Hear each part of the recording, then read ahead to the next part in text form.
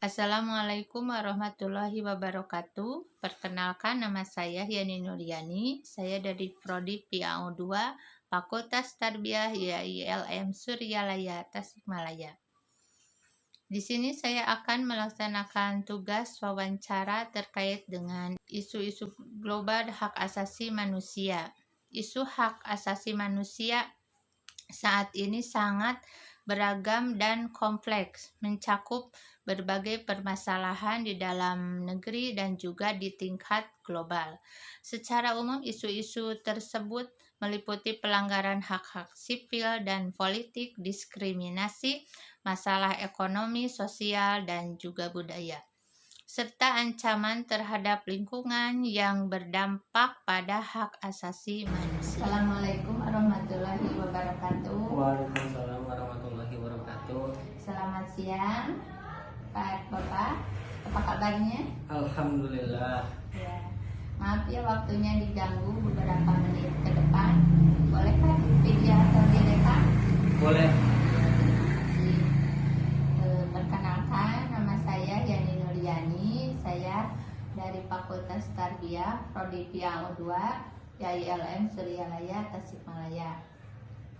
Di sini saya akan mewawancarai Bapak terkait tema hak asasi manusia. Namun sebelumnya, bolehkah Bapak memperkenalkan diri dulu?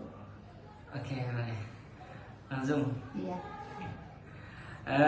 Bismillah, perkenalkan nama saya Muhammad Jad Sodikin, SPD.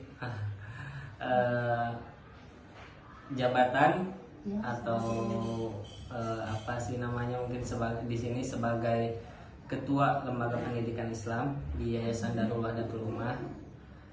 Begitu juga sekaligus ya Direktur Pendidikannya. Kemudian Ketua LKS ya, Lembaga Kesejahteraan Sosial juga di Peduli Ummah. Nah, apa lagi kegiatan? Iya, kegiatan Bapak saat ini apa saja? Mungkin kegiatan untuk saat ini fokus di mengajar, ya. Mengajar Fokus di sini? ya mengajar di sini. Kemudian ada beberapa bisnis juga dan beberapa apa sih namanya, kemudian punya bimbel juga gitu. Kemudian untuk kegiatan-kegiatan apa namanya, kegiatan-kegiatan mingguannya ya, mungkin ada juga di kegiatan sosial atau kegiatan khutbahnya itu, mungkin kegiatan tahunannya, kegiatan semesterannya, ada juga kegiatan sosial di luar pulau, di luar kota gitu. Itu mungkin untuk kurang lebihnya, garis besarnya kegiatan-kegiatan yang dilakukan. Masya Allah, ternyata padat sekali kegiatannya ya, luar biasa. Tiap harinya selalu dipenuhi dengan kegiatan. Semoga menjadi amal baik untuk Bapak ya. Amin. Mungkin itu perkenalan dari Bapak ya, langsung aja kita ke wawancara ya. Apa yang Anda pahami atau Bapak pahami tentang konsep hak asasi manusia? Bisakah Anda memberikan beberapa contoh hak asasi manusia? Hak asasi manusia itu hak dasar yang melekat pada setiap individu, pada setiap orang, setiap manusia dari sejak lahir ya, tanpa didiskriminasi, seperti hak pendidikan, hak hidup, kebebasan berpendapat, hak atas keadilan dan lain sebagainya. Itu beberapa contoh daripada hak asasi manusia. Ya, terima kasih. Terus, menurut Anda, mengapa hak asasi manusia itu penting bagi individu dan masyarakat? Hak asasi manusia itu menjamin bahwa kita bisa bermartabat, kebebasan, kemudian perlindungan dari penindasan. Jadi tanpa adanya hak asasi manusia ini, keadilan ataupun kesejahteraan masyarakat ini akan sulit dicapai jika tidak ada hak asasi manusia. Itu mungkin. Untuk saat ini hak asasi manusia itu apakah sudah mencapai? Untuk mencapai beberapa mungkin sudah ada yang mencapai ya, namun emang belum 100% dan itu sangat jauh dari ketercapaian. Artinya mungkin pada saat ini banyak evaluasi, banyak berbenah daripada hak asasi manusia. Ini salah satu PR yang sangat besar di zaman ini, pemerintahan ini. Ya. Kalau begitu bagaimana Anda melihat hubungan antara hak asasi manusia dan keadilan sosial? Hak asasi dan keadilan sosial ini satu kesatuan, yaitu saling terkait. Jadi keadilan sosial tidak bisa terwujud ya jika hak-hak dasar masyarakat dilanggar atau diabaikan. Jadi keterkaitan ya hubungan antara saling terkait ya. Terus bisakah Anda menjelaskan perbedaan antara hak sipil dan politik serta hak ekonomi, sosial dan bangsa? Kalau hak sipil atau politik itu ya seperti kebebasan berekspresi, hak pilih ya itu perlindungan hukum. Ya, adapun hak ekonomi, kemudian sosial, budaya itu hak-hak atas pekerja, ya pendidikan, layanan kesehatan, kemudian partisipasi budaya. Nah, jadi itu ya perbedaan daripada hak-hak tadi, sipil, politik, ekonomi, sosial, budaya dan bangsa. Seperti itu ya. Terus sekarang dalam isu global ya, hak asasi global atau nasional, apa yang paling menarik perhatian Anda saat ini? Untuk saat ini di Indonesia ini yang pertama dalam kebebasan berekspresi, kemudian Dewan Pers, kebebasan pers kayak gitu. Karena terkait yaitu ya terkait pasal karet itu, revisi UU ITE yang dijadikan tameng untuk membungkam ya para aktivis dalam mengkritik, dalam menyampaikan pendapatnya. Ya, adapun dalam aksinya ya mereka orang-orang yang meluapkan ya atau berekspresi di jalanan itu kadang ditangkapin ya, membubarkan aksi yang dengan mengintimidasi ya baik dari secara individu ataupun keluarganya. Ya. Nah, karena ini menunjukkan lemahnya perlindungan terhadap ya hak asasi manusia, kebebasan berekspresi. Ya, jadi hak dasar dalam demokrasi itu. Itu isu daripada nasionalnya ya. Adapun saat ini hak asasi manusia tentang agraria yang ada di Papua Raja Ampat ya, kemudian di Batam, Kepulauan Riau, itu hak asasi manusia terhadap agraria, masyarakat adat.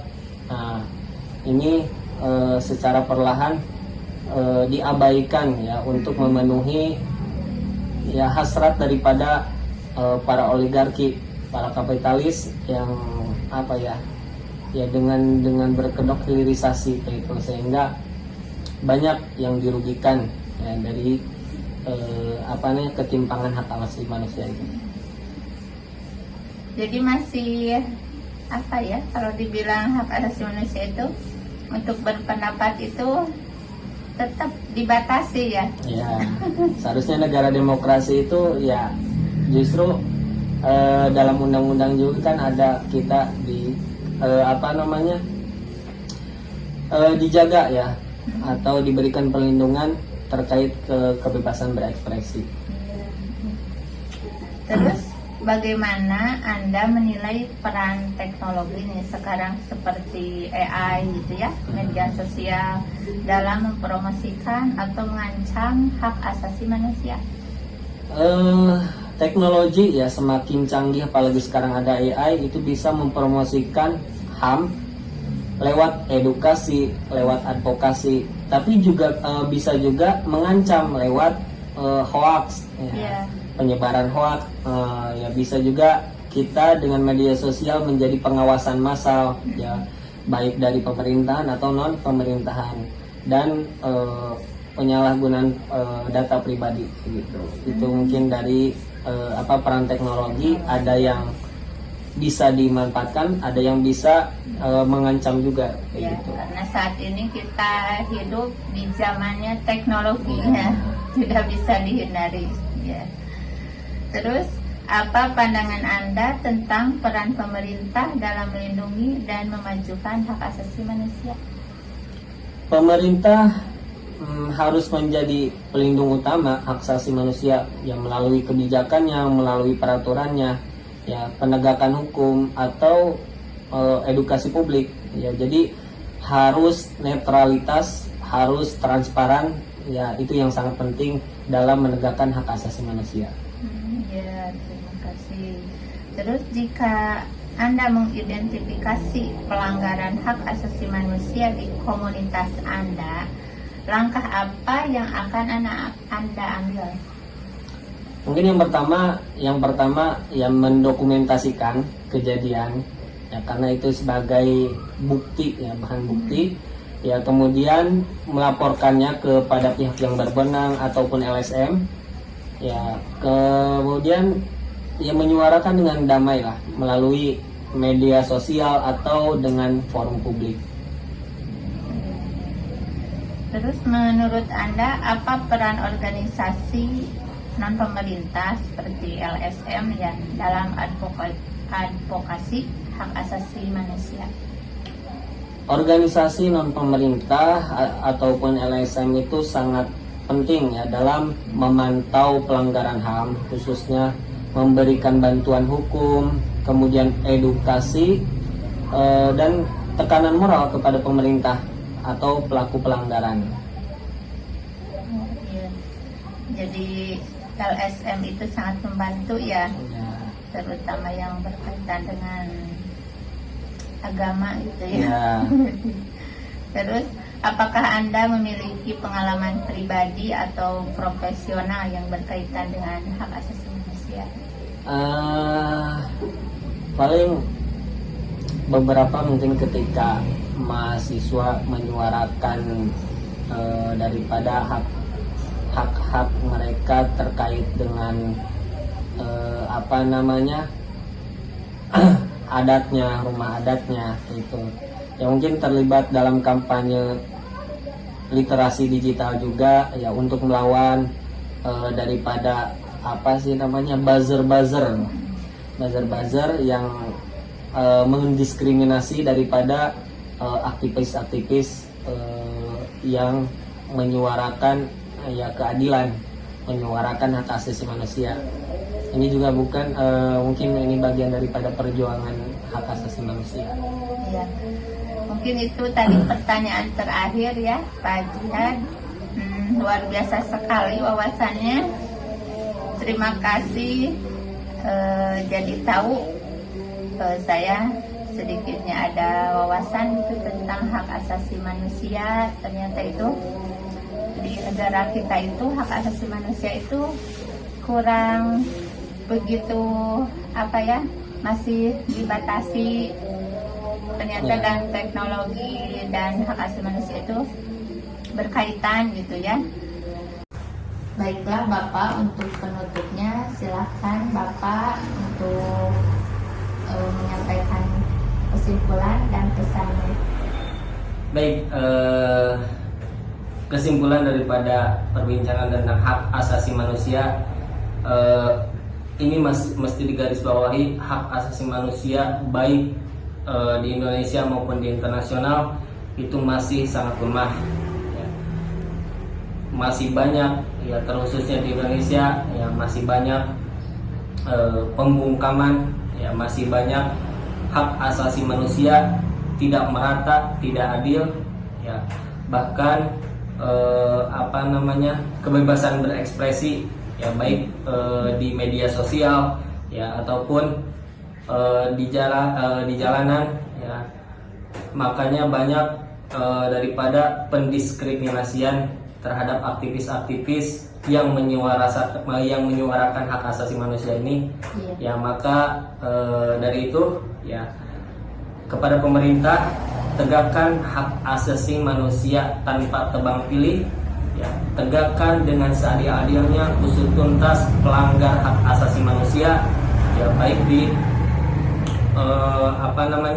hak asasi manusia telah lampau bahkan sampai saat ini ya, usut tuntas ya, bahkan sampai harus menempuh yudisial.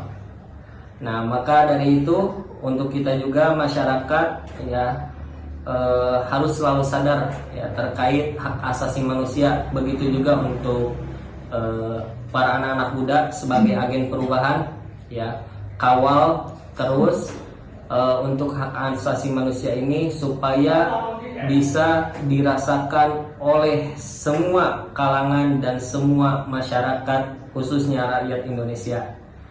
Karena hak asasi manusia bukan sekedar hak hidup, tapi hak hidup dengan bermartabat, hak hidup tanpa ada rasa takut, hak hidup dalam keadilan. Itu mungkin kesimpulan dan pesan terkait hak asasi manusia saat ini. Baik, terima kasih atas wawancaranya hari ini. Luar biasa sekali penjelasan dari Bapak. Alhamdulillah atas pemaparan ilmunya hari ini. Ada pencerahan alhamdulillah bagi saya.